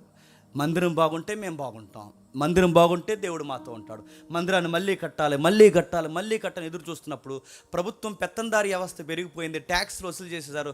ఆ ట్యాక్స్లు వసూలు చేయడంలో వాళ్ళకి జాలి కనికరం లేదు. ఎంత జాలి లేదంటే గర్భిణీ స్త్రీలను కూడా ఎక్కడ పిలుస్తున్నారు చెప్పండి? జనాభా లెక్కలు పిలుస్తున్నారు. ఆ గర్భిణీ స్త్రీలను కూడా జనాభా లెక్కలు పిలుస్తున్నారంటే ఆ జనాభా లెక్కల టైంలో గర్భిణీ స్త్రీకి వెళ్ళి ఎక్కడో దారిలో కనేసిన తల్లే మరియమ్మ. ఆ సెన్సస్ టైంలోనే కదా కనేసింది. సరే, ఎప్పుడైతే ఈ జాలి లేని కనికరం లేదు, భూమి మీద పన్ను, ఇంటి మీద పన్ను, ప్రతి దానికి పన్ను, ట్యాక్స్ ఎంత మగ్గిపోతున్నప్పుడు ఇన్ని ట్యాక్స్లు కట్టలేని ఈ పరిస్థితుల్లో ఇప్పుడు ఆ మందిరం కట్టగలరా? కానీ ఆ ఏరియాని టేకప్ చేయడానికి మహా ఏరోది ఒక గవర్నర్ వచ్చాడు. ఆ గవర్నర్ గారు ఆడికి పదవి పిచ్చి, ఆడికి జనాలు పిచ్చి, ఆడికి ఓట్లు పిచ్చి. ఆ టైంలో ఈ యూదుల యొక్క మననంతా మనం గెలుచుకోవాలి అంటే ఏం చేద్దాం అంటే ఈ యూదుల యొక్క మననంతా మనం గెలుచుకోవడానికి ఏం చేద్దామంటే వీళ్ళకి ఒక సెంటిమెంట్ టెంపుల్ ఉంది. ఆ టెంపుల్ బోడుగోడలుతుంది. ఆ టెంపుల్ని మళ్ళీ మనం రీమోల్డింగ్ చేస్తే ఖచ్చితంగా వీళ్ళు నన్ను చెప్పండి ఆరాధిస్తారు, గౌరవిస్తారని చెప్పి సుమారు 46 సంవత్సరాలు రీమోల్డింగ్ చేయించాడు. అన్నమాట మీకు అర్థమవుతున్నాయా? 46 సంవత్సరాలు వాడు మొత్తం పునర్నిర్మాణం జరిగించాడు. 46 సంవత్సరాలు వారు రీమోల్డింగ్ చేయించాడు కనుకే ఆ రీమోల్డ్ జరిగిన టెంపుల్ని యేసుప్రభు శిష్యులు అలా నడిచి వెళ్తున్నప్పుడు యేసుప్రభు అని ఇలా పిలిచి, ప్రభువా చూడు ఆ మందిరం ఎంత శృంగారంగా నిర్మింపబడిందంటే అప్పుడు అంటారు, ఇది 46 సంవత్సరాలు కట్టిరే, దీన్ని పడగొట్టండి 3 రోజుల్లో చెప్పండి తిరిగి లేపుతాను. ఈ 46 సంవత్సరాలు కట్టింది ఎవరు? సొలొమోన్ కాదు. ఈ 46 సంవత్సరాలు కట్టింది ఎవరు? ఎజ్రా నెహెమ్యాలు కాదు. ఈ 46 సంవత్సరాలు దీనికి ముహూర్తం పెట్టి ఇంత బాగా నిర్మించింది ఎవరంటే ఈ 46 సంవత్సరాలు హేరోదు. ఎవడు? మహా హేరోదు. ఆ మహా హేరోదు అన్నవాడే 46 సంవత్సరాలు దాన్ని శృంగారు దేవాలయంగా చేశారు. మీరు శృంగారం అనగానే ఎక్కడికో పోకండి, ఆ దేవాలయాలు వేరు. శృంగారం అనే పదానికి ఏంటంటే అందమైన దేవాలయంగా దాన్ని అంత బాగా నిర్మించాడు. అంత బాగా నిర్మిస్తే యేసుప్రభు వారికే శిష్యులు చూపించాలనుకున్నారంటే అది ఎంత అందంగా ఉంటుందో మీకు అర్థం కావాలి. అలాంటి మందిరాన్ని చూపించిన తర్వాత దేవుడు అన్నాడు, లూకాసు సువార్త 23వ అధ్యాయం వచ్చేసరికి ఆయన ఏమంటున్నాడు చూడండి, ఏమని ఆ మందిరం గురించి గొడవ పెడుతున్నాడు చూడండి ఒకసారి. లూకాసు సువార్త 23వ అధ్యాయం, లూకాసు సువార్త 23వ అధ్యాయం, త్వరగా లూకాసు సువార్త 23వ అధ్యాయం 27 వచ్చుండండి. గొప్ప జన సమూహమును ఆయన గూర్చి రొమ్ము కొట్టుకొనుచు ఆయనను వెంబడించిరి. యెరూషలేము కుమార్తెలారా, నా నిమిత్తం ఏడవకండి, మీ నిమిత్తం మీ పిల్లల నిమిత్తం ఏడవడి. ఇదిగో గొడ్రాలను పాలియన స్థలమును ధన్యమైన చెప్పు దినంలో వచ్చుచున్నవి. అప్పుడు మా మీద పడని పర్వతములతోనూ మమ్మల్ని కప్పుడని కొండలతోనూ జనులు చెప్పసాగుదురు. వారు వచ్చి వారు పశ్చిమరానికి ఎలాగ చేసిన ఎండిన దానికి ఇంకేం చేద్దరో ఏం అర్థం లేదని నాకు అర్థమైంది. వివరిస్తాను వినండి. ఏం అర్థమైంది? యేసుప్రభు వారిని సిలువేయడానికి గొలుగత్తా కొండకి తీసుకెళ్ళిపోతున్నారు. అప్పుడు జడ్జిమెంట్ అయిపోయింది. ఆయన తీసుకుని వెళ్ళిపోతున్నప్పుడు మార్గం మధ్యలో ఈ యెరూషలేము కుమార్తెలందరూ ఆయన చూసి ఏడుస్తున్నారు. ఎందుకు? ఆయన వాళ్ళని మేలు పొందారు, ఆయన వాళ్ళని భోజనం తిన్నారు, ఆయన వాళ్ళని స్వస్థలు పొందారు, ఆయన వలన ఎంతో కొంత లబ్ధి పొంది ఆయన మీద వాళ్ళకు ఒక నిరీక్షణ ఉంది. మెస్సయ్య రాజు, ఈ గవర్నమెంట్ని ఎదిరించే మహానాయకుడు, విప్లవకారుడు ఎంతో కొంత ఆయన మీద వాళ్ళకి నిరీక్షణ ఉంది కనుక ఆ నిరీక్షణ కాస్త సిలువుగా మారిపోయి మోసుకెళ్ళిపోతున్నప్పుడు తట్టుకోలేక బాధపడుతూ, కుమారుడా, దావీదు కుమారుడా అని ఆయన వైపు చూసి, దేవుని కుమారుడు అని ఆయన వైపు చూసి రొమ్ము కొట్టుకొని దుఃఖించుచున్నప్పుడు ఆయన అన్నాడు, యెరూషలేము కుమార్తెలారా అన్నాడు. ఏ కుమార్తెలు? ఆ పదం మర్చిపోద్ది. ఏ కుమార్తెలు? రాజమండ్రి కుమార్తెలు కాదు, చెప్పండి. తూర్పుగోదావరి కుమార్తెలు కాదు, ఏ కుమార్తెలు కాదు. దీన్ని మార్చేస్తారు తెలుగు సినిమాల్లో, దీన్ని మార్చేస్తారు ఈ డ్రామాస్ ఏవైతున్నాయో ఈ డ్రామాస్లో, దీన్ని మార్చేస్తారు స్క్రిప్ట్లో, దీన్ని మార్చేస్తారు ప్రసంగాల్లో. ఆ ఒక్క పదం తీసేస్తారు కనుకే ఆ సందర్భం అర్థం కాకుండా పోయింది. ఏ పదం తీసేశారు? యెరూషలేము కుమార్తె అనే పదం తీసి చదవకూడదు. దాన్ని ఎలా చదవాలంటే యెరూషలేము కుమార్తెలానే చదవాలి. కానీ ఆ పదాన్ని ఎలా చదివారు? సూపర్ స్టార్ కృష్ణ గారు తీశారు కదా సినిమా. ఆ సినిమాలో కానీ అంతకుముందు కరుణమాడి దైవమాడి సినిమాల్లో కానీ యెరూషలేము కుమార్తెలారా అనరు, అమ్మలారా. ఏడవకండి, మీకోసం చెప్పండి. మీ పిల్లలు అమ్మలారని లేదయ్యా చెప్పండి. అక్కడ అమ్మలారని లేదు, ఏముంది చెప్పండి? యెరూషలేము కుమార్. ఆ ఒక్క పదం చాలు హిస్టరీ మొత్తం ఎగిరిపోవడానికి. అది తీయొద్దు. అందుకే దేవుడు ఒకటి కలపొద్దు, ఒకటి తీయొద్దు. సున్నైనను పొల్లైన ఎందుకు? నువ్వు ఒక్కటి మార్చావంటే హిస్టరీ మొత్తం కొలాప్స్ అవుద్ది. నువ్వు చెప్పకూడని తప్పులు చెప్తావు. అలా తప్పులు చెప్పిన ఆయనలో ఒక పెద్ద ఆయన ఉన్నాడు. ఆయన సంఘానికి వర్షిప్కి, ఒక్క వర్షిప్కి 10,000 మంది వస్తారు. ఎవరన్నా అడగండి.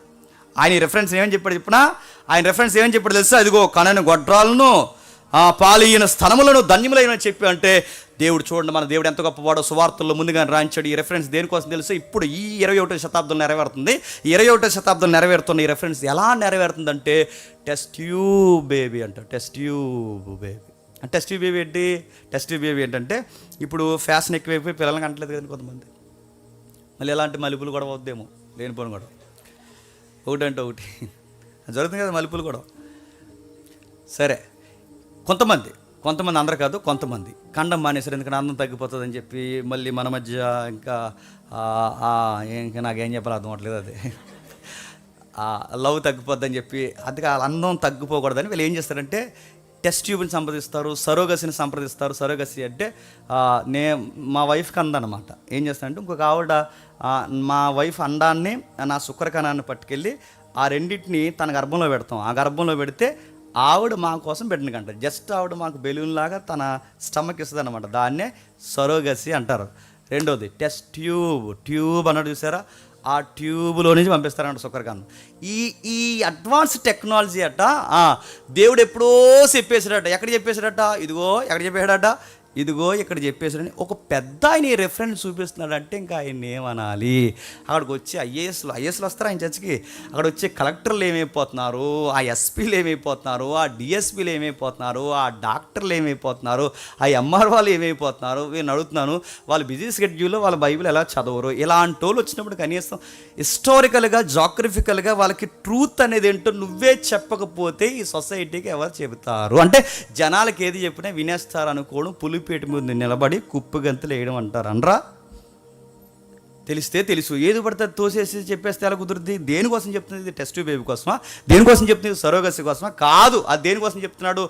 క్రీస్తు శకం 70లో సుమారు జూలై నెల అనుకుంటా, జూలై 12 నాకు ఎప్పుడు గుర్తులేదు, ఈ నెల అనుకుంటా.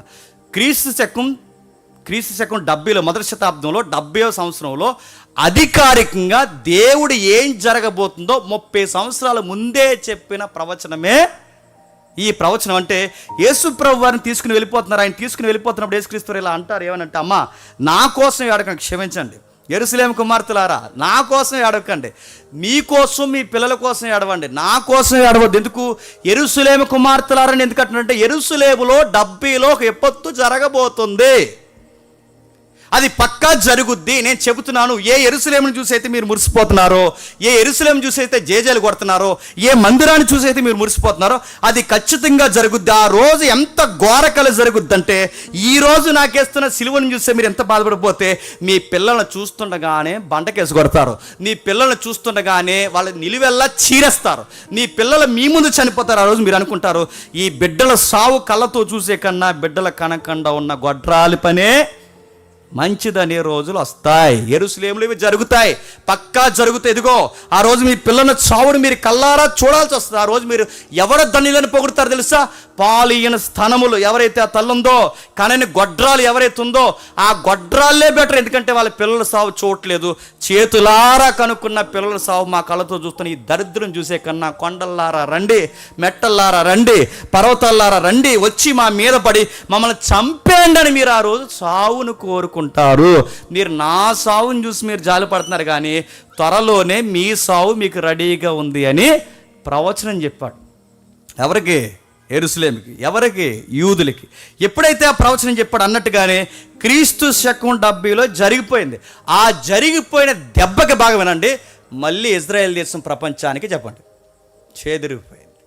ఆ చెదిరిపోయిన వాళ్ళు పరిగెట్టారు. ఆ పరిగెట్టిన వాళ్ళు ఎక్కడి వరకు వచ్చారంటే మన గుంటూరు వరకు వచ్చారు. ఆ పరిగెట్టిన వాళ్ళు ఎక్కడ వచ్చారంటే నా దగ్గర రండి, మా బొమ్మూరు వచ్చారు, మీరు చూడండి కావాలంటే. ఆ పరిగెట్టిన వాళ్ళు ఎక్కడికి వచ్చారంటే మీరు చూడండి, మేము మణిపూర్ వెళ్ళాం. మణిపూరు ఈశాన్య రాష్ట్రాలు ఏవైతున్నా అక్కడ కూడా సమాజ మందిరం ఉంది. ఎక్కడెక్కడ చూడండి, అక్కడక్కడ యూదులందరూ ఎక్కడి వరకు చెదిరిపోయి వచ్చేస్తారు. ఈ యూదులందరూ చెదిరిపోయిన వాళ్ళు మళ్ళీ వీళ్ళు ఫామ్ అయ్యారు. ఎప్పుడు ఫామ్ అయ్యారంటే 1945 మే 14న మళ్ళీ వీళ్ళు సమకూడారు. సమకూడడం కాదు, దేవుడు సమకూర్చాడు. ఎందుకు?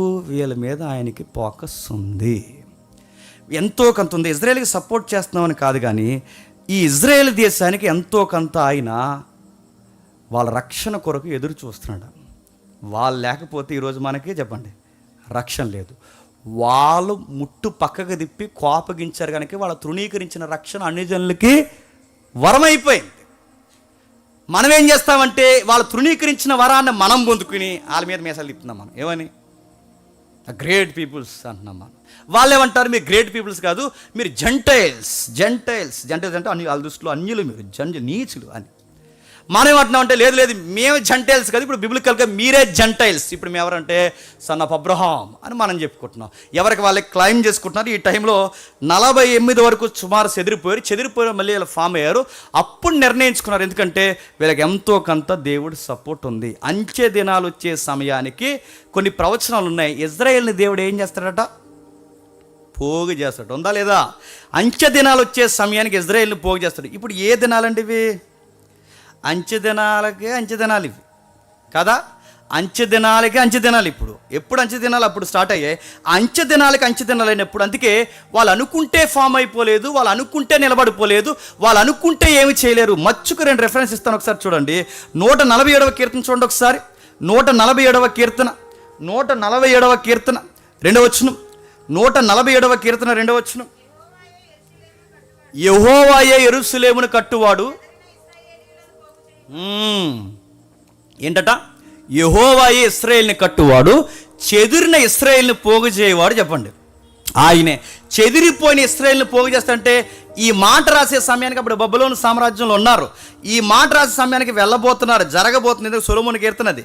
ఈ కీర్తన నెరవేరింది. ఆ నెరవేర్పు ఇప్పటికే చెప్పండి కొనసాగిస్తున్నాడు. మరొక రిఫరెన్స్ చూడండి.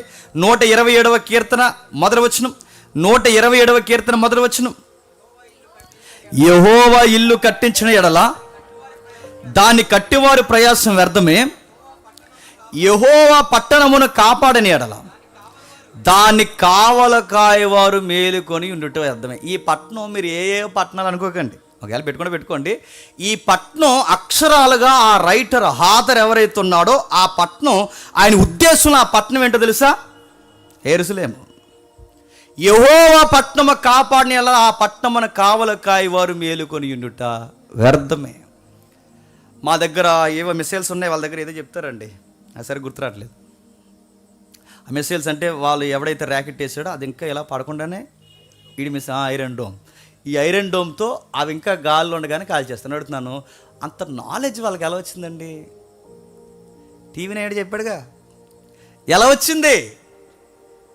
సైన్స్ కనిపెట్టింది వాళ్ళు, రకరకాల కోడ్స్ కనిపెట్టింది వాళ్ళు, ఐన్స్టీన్ వాళ్ళు, నజరేయుడైన యేసు వాళ్ళకి సంబంధించిన వాడు. ఒక్కటి కాదు, 2 కాదు, వాళ్ళు డైరెక్ట్గా అయినా ఇండైరెక్ట్గా అయినా ఒక మాట అన్నారు. ప్రపంచాన్ని పరిపాలిస్తున్నది ఎవరు చెప్పండి? సైన్స్లో కానీ, పాలిటిక్స్లో కానీ, వ్యవసాయ శాస్త్రంలో కానీ మీరు ఎక్కడ చూడండి, ఏ రణరంగంలో అయినా వాళ్ళ హస్తం లేకుండా ఉండదు. మొన్న కరోనా కనిపెట్టిన దానికి కూడా, ఆ కరోనా ఇరుడు కనిపెట్టింది కూడా మొదట అడిగేసింది ఎవరు చెప్పండి? ఏదన్నా మీరు చూడండి, వాళ్ళ ప్రస్తావన లేకుండా ఉండదు. వాళ్ళు ఎంత మూమెంట్స్ చేస్తున్నారంటే ఖచ్చితంగా వీళ్ళు వెనకాల వాళ్ళ డిఎన్ఏలో పనిచేస్తున్న శక్తి ఎవరు? ఇవే రిఫరెన్స్ మీరు గుర్తుపెట్టుకోండి. ఇశ్రాయేల్ని కాపాడువాడు కొనకడు. నీ డోమన్న నిద్రపోద్దేమో కానీ ఆయన కూడా నిద్రపోడు, గుర్తుపెట్టుకో. నీ మిసైల్స్ అయినా పనిచేయడం మానేస్తేమో కానీ ఆయన మాట ఇచ్చాడు. చివరి కాలంలో అంచె దినాల్లో నా కుమారుడిని ఎరిగేలాగా ఇజ్రాయేల్ని మరలా అంటు కడతాను. ఆ ప్రవచనం నెరవేరుది త్వరలో. ఇజ్రాయేల్ మళ్ళీ అంటు కడతాను. ఎవరికి అంటు కడతావు? ఇటు అన్యులకి ఇటు ఇశ్రాయేల్కి మధ్యస్థం చేయడానికి ఒక వ్యక్తి ఉన్నాడు. ఆ వ్యక్తి పేరే ప్రభు అయిన యేసుక్రీస్తు. ఆ ప్రాజెక్ట్ ఇంకా జరగబోతుంది. ఏమో ఏ రోజు ఇప్పటి వరకు తృణీకరించిన వాళ్ళు ఏ రోజు ఉన్న పాటను అంగీకరిస్తారు ఇంకా మనకి తెలీదు. చాలా వరకు యేసు ప్రభువుని నమ్ముతున్నారు. లెక్కలు చూస్తుంటే రాను ఇంకా ఎప్పుడు నమ్ముతారో తెలియదు. ఎందుకంటే వాళ్ళకి ఖచ్చితంగా సత్యాన్ని అంగీకరించే కాస్తంత స్వభావం ఉంది వాళ్ళకి. ప్రపంచం అంతా ఒకవైపు నిలబడినా వాళ్ళు మాత్రం ఒకవైపు నిలబడతారు, వాళ్ళు నమ్మిన సత్యం కొరకు. అయితే వీళ్ళు తిరిగి వచ్చిన తర్వాత, వీళ్ళు తిరిగి వచ్చాక ఇల్లు ఖాళీగా ఉంచుతారు. ఇప్పుడు మన ఇల్లు ఉందండి, ఓ 10 సంవత్సరాలు ఇల్లు వేసిపోయామనుకోండి, అందరూ తుడిసి ఉండేస్తారు. మనం వచ్చే వరకునే పక్కింటాడు వండిస్తాడా? పాపం జేమ్స్ ఎక్కడికి వెళ్ళాడు తెలియదు. పాపం వచ్చే వరకు జాగ్రత్తగా వెళ్ళి కాపాడదాం అనుకుంటాడా? ఏం చేస్తాడు చెప్పండి? 1 సంవత్సరం చూస్తాడు, 2 సంవత్సరాలు చూస్తాడు, 3 సంవత్సరాలు చూస్తాడు, సెకండ్ డాక్యుమెంట్ పుట్టిస్తాడు పుచ్చేటవాడు ఉంటుంది కదా. 2వ డాక్యుమెంట్ వస్తుంది. ఎలా వచ్చిందంటే ఆడు లేడు, ఏమయ్యాడో తెలియదు. 10 సంవత్సరాల నుంచి మేమే దీన్ని కావాలి కాస్తుంది. అందుకే మనకు ఒక రూల్ ఉంది కదా, 10 ఇయర్స్ ఎక్కువగా ఒక ఇంట్లో ఉన్నా, 30 ఇయర్స్ ఎక్కువగా ఇంట్లో ఉన్నా ఆ కరెంటు బిల్లు నువ్వు అలాంటి పని చేయకండి. ఎందుకు చెప్తున్నాను మళ్ళీ ఒకటి ఎక్కువగా అక్కడ ఉన్నా దాని మీద అథారిటీ ఎక్కువ ఎవరిదో అవుద్ది చెప్పండి, ఆ స్టేయింగ్లో ఉన్నవారిదో అవుద్ది. అలాగే వీళ్ళు ఏం చేశారంటే, వీళ్ళు వెళ్ళిపోయిన తర్వాత ఆ దేశం ఖాళీ ఉండిపోయింది కనుక అప్పటికే అబ్రహాం గారికి అన్అఫీషియల్, ఇంక నన్ను అడగండి ఏంటంటే, ఆవిడకి 12 మంది పుట్టారు కదా, అదే ఆడు వంకరోడికి మళ్ళీ 12 మంది, ఆ 12 మంది పుట్టారు కదా. అప్పుడు వాళ్ళు చాలా పెద్ద జనాభా అయిపోయారు.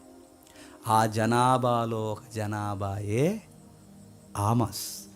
ఆ జనాభాలోంచి పుట్టుకొచ్చిన మతాల సమ్మేళనమే ఇరాక్.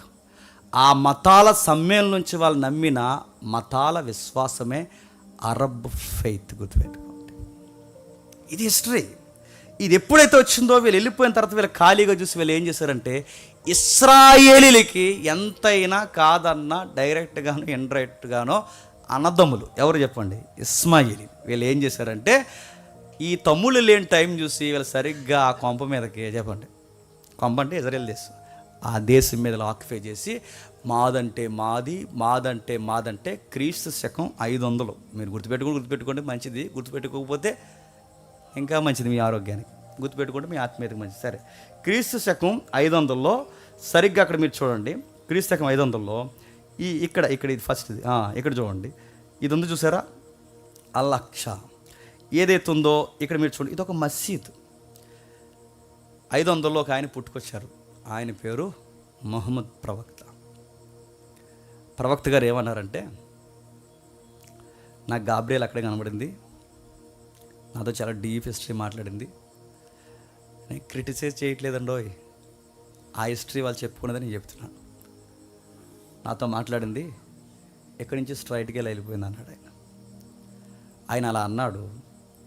తర్వాత వీళ్ళు విన్నారు, వచ్చారు, కట్టారు. ఈ లోపల వీళ్ళు తిరిగి వచ్చారు, ఏంట్రా కట్టారు అన్నారు, మసీద్ అన్నారు. అలా ఎలా కట్టేస్తారా అన్నారు, గాబ్రియల్ అన్నారు. మొత్తం స్టోరీ మారిపోయింది. సొలొమోన్ లేడు, అడిగేవాళ్ళు లేరు, నాయకులు లేరు, దైవజనులు లేరు, యాజకులు లేరు. అక్కడే కట్టేశారా, పట్టుకెళ్ళి ఏకంగా గర్భగుడిని కట్టినట్టు కట్టేశారు. చూడండి అక్కడ, అది సొలొమోను మందిరం కాదు, అది కూడా మసీదే.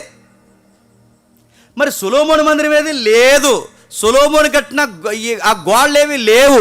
మరి ఏమున్నాయంటే, హిజ్కియా ఉన్నాడుగా, ఆ హిజ్కియా కట్టించిన సెకండ్ కట్టించాడు కదా, ఆ రెండోసారి కట్టించిన గోడలు ఉంటాయే, ఆ గోడలు బోడు గోడలు మిగిలాయి.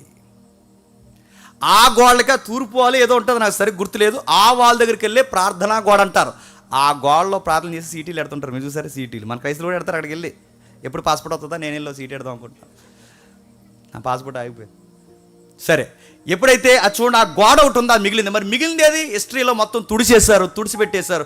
ఎప్పుడైతే ఇది పోయిన తర్వాత ఇజ్రాయేల్ మళ్ళీ 1948 మే 14వ తారీఖున వాళ్ళొక రాజ్యంగా కూడగట్టుకుని వాళ్ళు ఒక నిర్ణయానికి వచ్చారు. ఏమన్నారంటే, చావో రేవో, ఇప్పటి వరకు మన జాతి మీదకి ప్రతి ఒక్కడు ఎగిరాడు, దేశం మంది, కష్టం మంది, డైలాగ్ రకరకాల మనవి అన్నీ మనది, మన ప్రాణం మన జాతి వైరం కోసం ఎంత ఎత్తుకైనా ఎదగాలి. మన జాతిని కాపాడుకోవడానికి అవసరమైతే అడ్వాన్స్ సైన్స్ మనమే కనిపెట్టాలి, అడ్వాన్స్ టెక్నాలజీ మనమే కనిపెట్టాలి. ప్రతి దానికి మనం ముందుండాలి. ఎందుకంటే మన జాతి ఈ ప్రపంచాన్ని శాసించాలని కంకణం కట్టుకుని కసితో ఈరోజు ప్రపంచాన్ని శాసించే స్థాయికి వాళ్ళు ఎదిగిపోయారు. చూడండి, సైన్స్ వాళ్ళదే, బ్యాంకింగ్ సెక్టర్ వాళ్ళదే, వ్యవసాయ శాస్త్రం వాళ్ళదే, మీరు ఏదన్నా మాట్లాడండి, పొలిటికల్లో కొత్త మూమెంట్ తీసుకొస్తుంది వాళ్ళే, రసాయన శాస్త్రాలు వాళ్ళవే, మిసైల్స్ వాళ్ళవే. వాళ్ళు ఎప్పుడో 1957లో వాడేసిన మిసైల్స్ సెకండ్ హ్యాండ్లో కొనుక్కుంటాం మనం, ఎవరన్నా అడగండి. అప్పుడు వాడేసినాయి మిసైల్ 2, మిసైల్ 1, మిసైల్ 2 అప్పుడు వాళ్ళు ఇంకా ఎంత అడ్వాన్స్ ఉన్నారు వాళ్ళు. బాగా వినండి, ఈ రోజుల్లో వాళ్ళు ఎంత అడ్వాన్స్ సైన్స్ అంటే, వాళ్ళు ఈరోజు ఇక్కడుండగా స్పేస్లోంచి సాటిలైట్లోంచి ఏ ప్రధానమంత్రి ఏం చేస్తున్నారో చూడగలిగే క్యాపబిలిటీ ఉందండి వాళ్ళకి. ఈరోజు చర్చిలో జేమ్స్ అన్నాడు ఏం మాట్లాడుతున్నారో కూడా చెప్పగలరు వాళ్ళు, నా స్పాట్ ఎక్కడ ఉందో చెప్పగలరు. అక్కడ మీట్ నొక్కితే ఇక్కడ నా కింద ఎప్పుడు వెళ్ళిపోతుందో కూడా తెలియదు, అలాంటి టెక్నాలజీ ఉంది వాళ్ళకి. మన చంపేశారుగా ఆ హమాస్ గారి నాయకుని ఎలా చంపేశారు? అంత లోపలికి ఆ ఇంటీరియర్ ఏరియాకి, అది సీక్రెట్ రూమ్స్ ఏవైతున్నావో ఆ బఫర్ జోన్లో కూడా వెళ్ళి ఆయన ఎలా చంపేశారంటే, ఎలా చంపేశారు చెప్పిన? వాకీటాకీలు ఉంటాయి కదా, వాకీటాకీలు. ఆ వాకీటాకీని ఎలా యాక్ట్ చేశారో, వాకీటాకీని ఎవడైనా యాక్ట్ చేస్తాడండి? అలా యాక్ట్ చేస్తారు. మొబైల్ని హ్యాకింగ్ చేశారనుకోవచ్చు, వాకీటాకీని యాక్ట్ చేయడమే కాదు, దాన్ని పేలిపోయేలాగా దానిలోకి ఆ యొక్క మిసైల్స్ ఎలా పంపితే అదొక విచిత్రం అండి వాళ్ళంతా ఆపరేషన్. మళ్ళీ చెప్తున్నాను, చంపింది వాళ్ళే అని తెలుస్తుంది, చంపింది వాళ్ళే అని తెలుస్తుంది, కానీ నో ఎవిడెన్స్. ఏ ఎవిడెన్స్ ఉంటుంది మీరు చూడండి. ఇది ఇజ్రాయేల్ పని అంటారు అందరూ, ఒక్క ఎవిడెన్స్ ఉంటుంది. వచ్చినాడు ఎవడో కూడా తెలియదు, ఆడు ఏ ఉద్యోగం చేస్తున్నాడు కూడా తెలియదు, ఆడు ఇక్కడ ఉన్నాడు కూడా తెలియదు. ఇవన్నీ వీళ్ళ కంకణం కట్టుకున్నారు. మోసే దగ్గర నుంచి కొన్ని నేర్చుకున్నారు, యెహోషువ దగ్గర నుంచి కొన్ని నేర్చుకుని వాళ్ళ కంకణం కట్టుకున్నారు. ఎప్పటికైనా ఒక నిర్ణయానికి వచ్చారు, 3వ మందిరాన్ని కట్టాలి.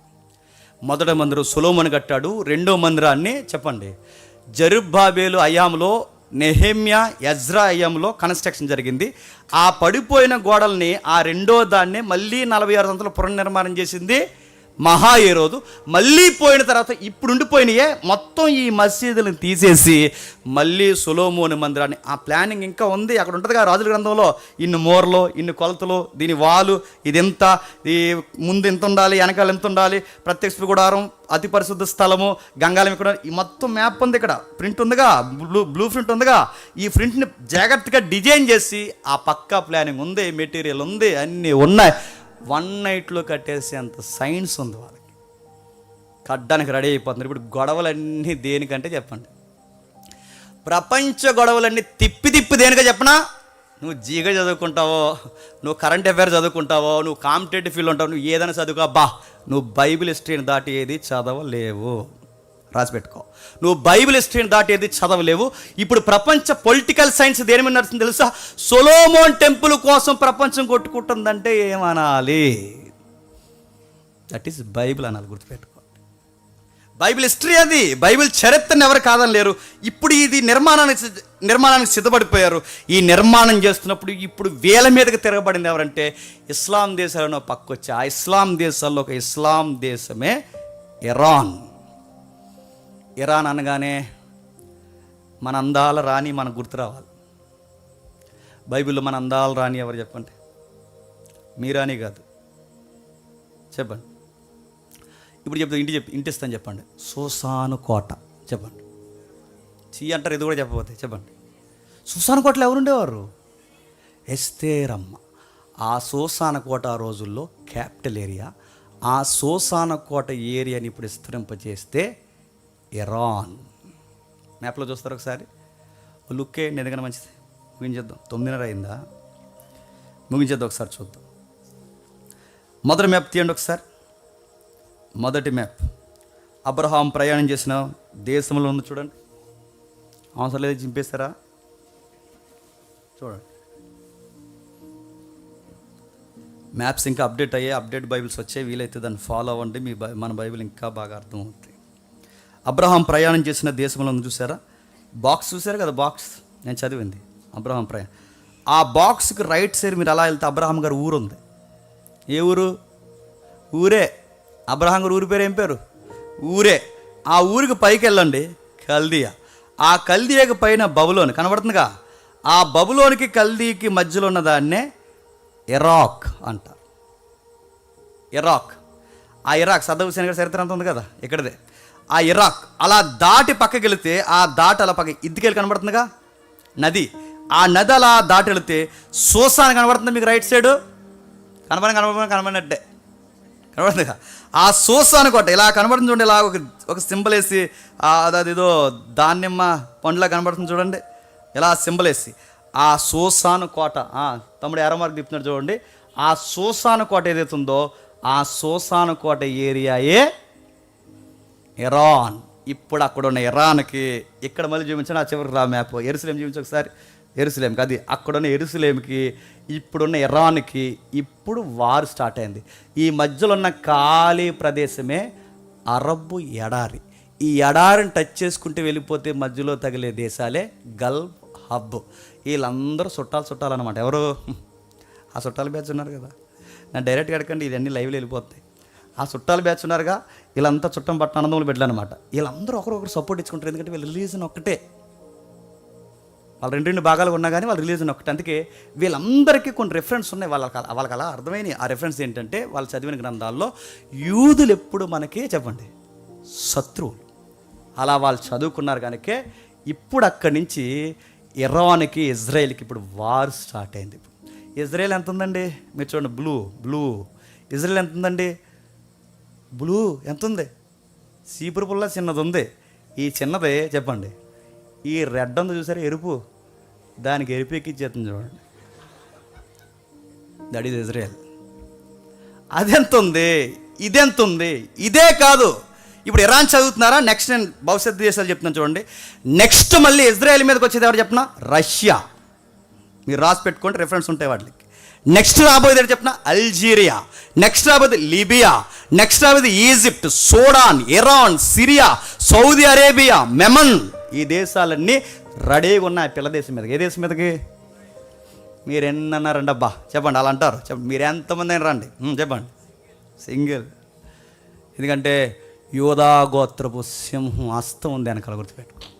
మీరు ఎన్నైనా రండి, మీరు ఎంతమంది అయినా రండి, మీరు ఎంత గుంపులుగా వస్తారండి. ఎందుకంటే ఆ యోధా గోత్రపు సింహం వాళ్ళ రక్షణ కోరుకుంటుంది. వాళ్ళు ఇంకా సింహాన్ని ఎరగట్లేదు, కానీ వాళ్ళని ఎందుకు కాపాడుతుందో తెలుసా? ఎప్పటికైనా ఇజ్రాయెల్ చెప్పండి రక్షణ పొందాలి. కాపాడాడు, కొన్ని రోజులు పాఠాలు నేర్పించాడు, చెదరగొట్టాడు, అటు కొట్టాడు, ఇటు కొట్టాడు, ఇటు కొట్టాడు, అటు కొట్టాడు. వీళ్ళందరినీ కొట్టు తీసుకొచ్చి ఇప్పుడు ఆవిడ కూర్చోబెట్టాడు. వీళ్ళకి ఎన్ని సపోర్ట్ చెప్పినా, ఇరాన్ ఉంది, రష్యా ఉంది, అల్జీరియా ఉంది, లిబియా ఉంది, ఈజిప్ట్ ఉంది, సూడాన్, సౌత్ సూడాన్, 2 సూడాన్లు ఉన్నాయి కదా, 2 సూడాన్స్ కూడా వాళ్ళకి సపోర్ట్ ఉన్నాయి. Iraq, Syria, Saudi Arabia, Memon, కొన్ని దేశాలు ఇవన్నీ వాళ్ళకి సపోర్ట్ ఉన్నాయి. కానీ ఇజ్రాయెల్కి ఉన్న సపోర్ట్ ఒక దేశం, USA, United states of America. అదొకటే నిలబడుతుంది. ఎందుకో చెప్పినా, వాళ్ళకి తెలుసు ఎంతైనా చెప్పండి వాళ్ళ రిలీజన్ మన రిలీజన్ చెప్పండి ఒక్కటే, మన ఫెయిత్ ఒక్కటే అని నమ్ముతారు. కనుక ఇజ్రాయెల్ దేశానికి అగ్రరాజ్యం ఏదైనా సపోర్ట్ ఇస్తుందంటే చెప్పండి. ఇందాక వచ్చి ముందే వార్త చూశాను, అమెరికా రంగంలోకి దిగింది అని. దిగుతారు, రంగంలోకి దిగుతారు, రంగం వాళ్ళదే. గొడవలో దిగుతారు, గొడవ వాళ్ళదే. అందుకే చూడండి, రేపు 3వ ప్రపంచ యుద్ధం జరిగితే 2 వార్తలు, 2 పాయింట్స్ మాట్లాడుకోవచ్చు. 3వ ప్రపంచ యుద్ధం జరిగితే ఎవరెవరికి యుద్ధం జరుగుతుంది? 3వ ప్రపంచ యుద్ధం అంటే ఇస్లాం చెప్పండి, క్షమించండి వద్దు, ఇస్లాం చెప్పండి, ఇజ్రాయెల్. ఇస్లాం చెప్పండి, ఇజ్రాయెల్. ఈ 2 దున్నపోతూ దెబ్బలాడుకుని చెప్పండి లేగదోళ్ళు మనమే పడిపోతాయి. ఆలాలు కొట్టుకుంటారండి, ఆడి దగ్గర బాంబులోని ఈడి దగ్గర బాంబులో, మన దగ్గరే చెప్పండి. ఆడి వైపు జారబడినా ప్రమాదమే చెప్పండి, ఈడి వైపు జారబడినా ప్రమాదమే. ఎవరొకరు సపోర్ట్, ఐక్యరాజ్య సమితి 2 భాగాలు గడిపోయింది అనుకోండి, ఐరస్సా, ఆ 2 భాగాలు గడిపోయింది అనుకోండి. గడిపోయిన తర్వాత ఎవరో సపోర్ట్ ఇవ్వాలిగా. సపోర్ట్ ఇస్తాడు, చూస్తూ ఊరుకుంటాడా? మన పక్కన ఉన్న వాళ్ళ చుట్టాలు ఎవరు చెప్పండి, మొన్నే ఇస్తాడు కదా పాకిస్తాన్. ఏది ఏమైనా గుర్తుపెట్టుకోండి, ఏం జరుగుతుంది ఇదంతా అంటే సొలొమోన్ టెంపుల్ చుట్టూ జరుగుతుంది, అబ్రహాం వాగ్దానం చుట్టూ జరుగుతుంది, ప్రవక్తల వాగ్దానాల చుట్టూ తిరుగుతున్నాయి. ఇవన్నీ ఎంతకింత గొడవ జరుగుతున్నప్పుడు దేవుడు ఏం చేస్తున్నాడంటే చట్టం పని తన పని చేస్తుందన్నది ఎంత వాస్తవమో బైబుల్ దేవుడు పొలిటికల్ సైన్స్లో తన పని తాను చెప్పండి. రాజమండ్రి ఎమ్మెల్యే ఎవరు ఇవ్వాలో కూడా ముందే అక్కడ తెలిసి గుర్తుపెట్టుకోండి. ఎవరు దిగాలో, ఎవరు ఎక్కాలో, ఎవరు ఉండాలో, ఎవరు పోవాలో మొత్తం డివైన్ కౌన్సిల్లో ముందే దేవుడు నిర్ణయిస్తాడు. అది ఎవరికి అర్థమవుద్దంటే అందరికి అర్థమవుదు. దేవుని లేఖనాల వెలుగులో చూసిన వాళ్ళకి మాత్రమే ప్రపంచం ఏ మూమెంట్స్లో ఉందో చెప్పండి అర్థమవుద్ది. 1-2 రిఫరెన్స్ చూసిన మనం ముగిద్దాం. యోహాను సువార్త 11వ అధ్యాయం.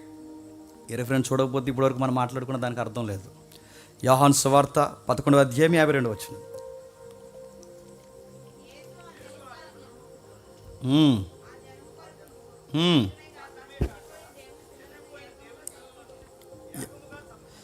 చెదిరిపోయిన దేవుని పిల్లల్ని ఏకముగా సమకూర్చుటకును. ఇక్కడ ఒక విషయం జరుగుతుంది చూడండి 47వ వచనంలో. కాబట్టి ప్రధాన యాజకులు, పరిచయులు మహాసభకు సమకూర్చి మనం ఏమి చేయుచున్నాము, ఈ మనుష్యుని అనేకమైన సూచక్రియలు చేయుచున్నాడే, మనం ఆయన ఎలాగూ చూస్తూ ఊరుకునేలా అందరూ ఆయన యందు విశ్వాసం ఉంచెదరు. అప్పుడు రోమీలు వచ్చి మన స్థలముల మీద మన జనములను ఆక్రమించుకుందరని చెప్పుకుందరు.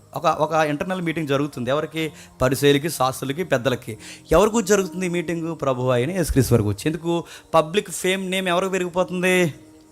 మనం ఇలా వదిలేస్తే రేపు పొద్దున మన ఇల్లు టెంకులు వేసుకుని తిరిగినా మనకి ఎవడో 100 వచనాలు చెప్పడు, మళ్ళీ ఎవడో పట్టించుకోడు, మన మేకపోతే గాంభీర్యం పూర్తిగా తగ్గిపోద్ది. చివరికి పబ్లిక్ అంతా ఇటువైపు తిరిగితే గవర్నమెంట్, సెంట్రల్ గవర్నమెంట్కి అందుతుంది వార్త ఏంటంటే అక్కడ ఏదో మూమెంట్ స్టార్ట్ అవుతుంది, గవర్నమెంట్కి వ్యతిరేకంగా ఇంకో గవర్నమెంట్ ఏదో ఫామ్ అవుతుందని అనుకుంటారు. తర్వాత ఆ రోమ ప్రభుత్వం వచ్చి మనమే పడిపోతుందని ఈ పెద్దలు మేకపోతే గాంభీర్యం కలిగిన అందరూ ఇంటర్నల్ మీటింగ్ పెట్టుకుని మాట్లాడుకుంటున్నారు.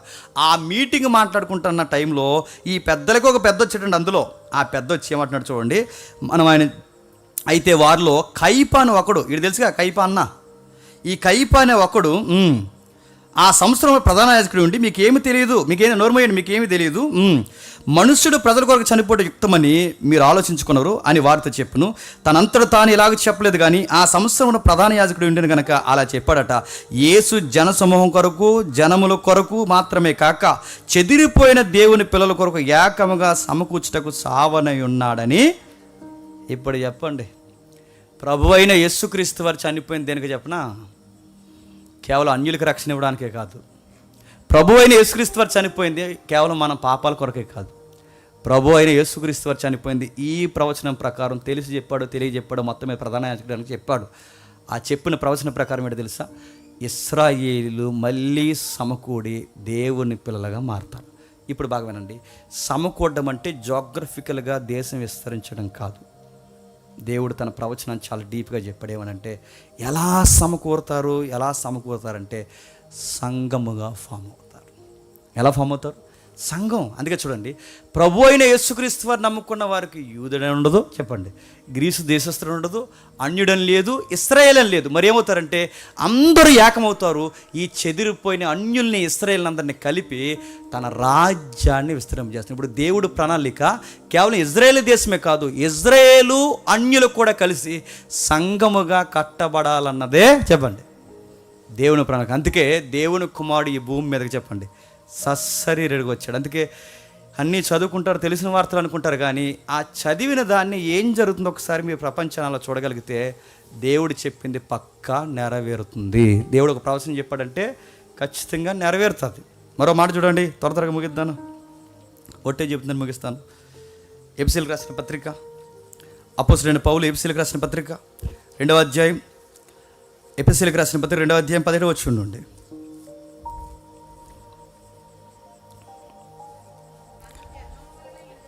మనం జన్మ వలన యూదులమే కానీ అన్యజనుల్లో చేరిన పాపులము కాము. యేసుక్రీస్తునందలి విశ్వాసం వలనే కానీ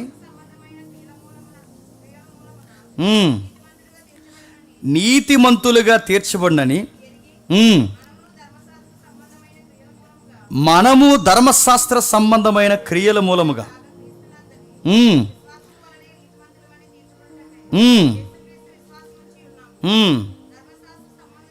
2వ అధ్యాయం 17 వచ్చినవేనా?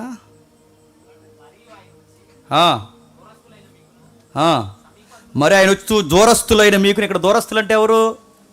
ఇశ్రాయేల్, క్షమించండి, అన్యజనులు. సమీపస్తులైన వారంటే ఎవరు? ఇశ్రాయేలీలు.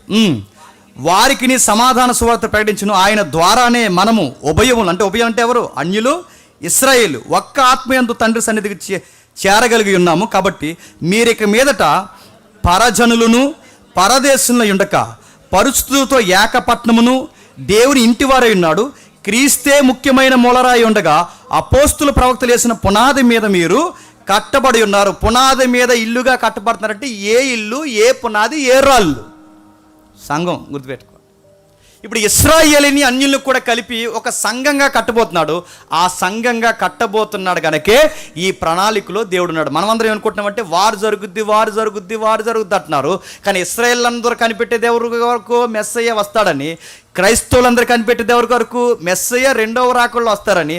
వాళ్ళనుకునే మెస్సయ్య వేరనుకున్నా, వీళ్ళనుకునే మెస్సయ్య ఒకటనుకున్నా, వారు ఒప్పుకున్నా ఒప్పుకోకపోయినా ఇద్దరు మెస్సయ్య. ఆ వచ్చినోడు ఒకరోజు ఇద్దరిని ఒకటి చేస్తాడు. ఇదిగో ఇలాగే మేఘాల మీద వస్తాడు. గాన ప్రతిగానాలు, పంచభూతాలు, మిక్కటమైన యంత్రంతో వాతావరణం ఒక్కసారి రెప్పపాటున మారిపోద్ది. ఆ రోజు ఉభయులు ఇద్దరు ఏకమవుతారు. రక్షణ పొందిన వీరిని మేఘాల మీద చెప్పండి ఎత్తుకెళ్ళిపోతారు. ఇదంతా నిజమేనంటారు అన్నయ్య అని మీరు నన్ను అడిగితే నిజమే రయ్యా. టీవీ 9లో వస్తుంది చూడు. ఆ టీవీ 9లో వచ్చేది అదే. ఇదంతా అబద్ధమైతే ఇప్పుడు టీవీ 9లో ప్రజెంట్ వారు ఏమని కూడా చెప్పండి. కళ్ళ ముందు కనబడుతున్నాయి, ప్రవచనాలు కనబడుతుంది, చరిత్ర కనబడుతుంది, వారు కనబడుతుంది, అంత నిజం. ఇది నిజమైతే రాకడ కూడా జరుగుద్ది అనేది చెప్పండి. నిజం నిజం నిజం.